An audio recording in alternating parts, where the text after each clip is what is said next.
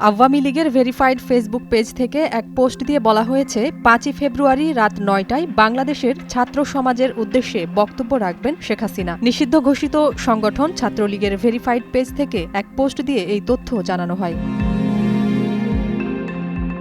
গত ৫ই আগস্ট আওয়ামী লীগ সভাপতি শেখ হাসিনা ছাত্র জনতার আন্দোলনের মুখে প্রধানমন্ত্রীর পদ ছেড়ে পালিয়ে ভারতে যাওয়ার পর বেশ কিছুদিন তিনি নীরব ছিলেন। তবে নীরবতার মাঝেই পরবর্তীতে বিভিন্ন জায়গার দলীয় নেতাকর্মীদের সাথে ভার্চুয়াল যোগাযোগ রাখতে দেখা গেছে তাকে। এমনকি বিভিন্ন সময় ফাঁস হয়েছে তার কল রেকর্ডও। বারবার কর্মসূচি দিলেও দলের সভানেত্রী পালিয়ে যাওয়ার পর আর মাঠে নামতে পারেননি দীর্ঘদিন ক্ষমতা আঁকড়ে থাকা আওয়ামী লীগের নেতাকর্মীরা। এরই মধ্যে ক্ষমতাচ্যুত হওয়ার ৬ মাস পরে ফেসবুক এক পোস্টে ঘোষণা করা হয়, আওয়ামী লীগের এক লাইভ অনুষ্ঠানে যোগ দেবেন শেখ হাসিনা। পোস্টে আরও বলা হয়, ৬ই ফেব্রুয়ারি রাত ৯টায় দায় মুক্তি শিরোনামে এক লাইভ অনুষ্ঠানে যুক্ত হয়ে নেতাকর্মীদের দুঃখ দুর্দশার কথাও শুনবেন তিনি।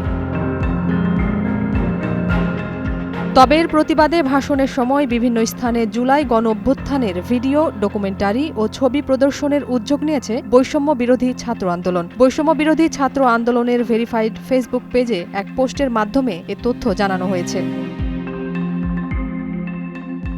সেই পোস্টে আরও বলা হয়, বাংলাদেশের ছাত্রদের উপর নৃশংসতম গণহত্যা চালানোর পরে ছাত্র সমাজের উদ্দেশ্যেই দিল্লিতে বসে ভাষণ দেওয়ার মতো ধৃষ্টতা দেখাচ্ছে হাসিনা। এমন নির্লজ্জতার প্রতিবাদে রাত ৯টায় শেখ হাসিনার ভাষণ দেওয়ার সময় ঢাকা শহরের প্রত্যেক মোড়ে মোড়ে জুলাই গণহত্যার ভিডিও, ডকুমেন্টারি, ছবি প্রদর্শন করবে বৈষম্য বিরোধী ছাত্র আন্দোলন।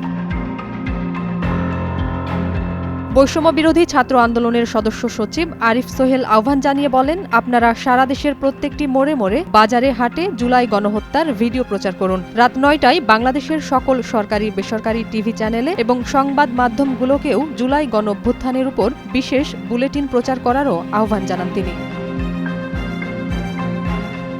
স্বৈরাচার পতনের আন্দোলনে আত্মত্যাগ করা পরিবারগুলো এখনও বয়ে বেড়াচ্ছে দুঃসহ স্মৃতি আর স্বজন হারানোর যন্ত্রণা। মানবতা বিরোধী অপরাধ ও দুর্নীতির মামলায় যেখানে দেশে বিচারের কাঠগড়ায় থাকার কথা, সেখানে শেখ হাসিনা এখনও রয়েছেন ভারতের আশ্রয়ে। অনুতপ্ত না হয়ে প্রতিনিয়ত দেশে থাকা নেতাকর্মীদের দিচ্ছেন অরাজকতা সৃষ্টির কুমন্ত্রণা।